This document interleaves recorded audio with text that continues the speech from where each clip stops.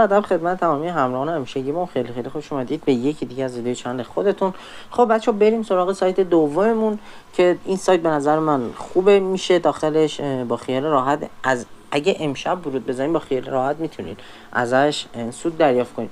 ولی خب کلا من تو این ویدیو دارم بهتون میگم ویدیویی که مثلا چند روز از روش میگذره دیگه مثلا داخل اون سایت فعالیت نکنید، چون هر یک روزم برای یه دونه این سایت های پانزی 1 ساله. پس حواستون به این موضوع باشه. خب بچه من لینک سایت رو داخل کامنت ها پین میکنم. شما زمانی که وارد این سایت شدین نحوه ثبت نامش فقط شما یه دونه جیمیل وارد میکنید و یه دونه پسورد و روی ساین اپ کلیک میکنید تا ثبت نامتون تکمیل بشه. خب بچه شما از قسمت وی آی پی میتونید وی آی پی این سایت رو چک کنید که وی آی پی یکش با $10 باز میشه. شما $10 واریز کنید روزانه بهتون $2.80 سود میده.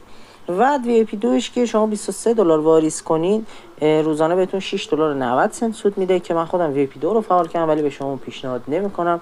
اگه خواستین فعالیت کنین هم با همون وی آی پی 1 شروع به فعالیت کنید. خب الان میخوایم بریم که تسک امروز رو انجام بدیم. من روی وی آی پی 2 کلیک میکنم.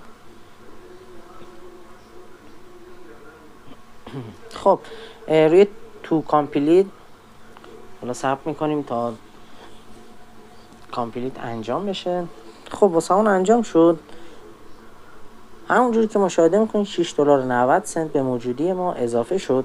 و بچه برای شارژ کردن حسابتون هم شما از قسمت ریچارج بتونید با ارزهای مختلف مثل TRX BNB و TRC 20 داخل این سایت سرمایه گذاری خودتون رو انجام بدید.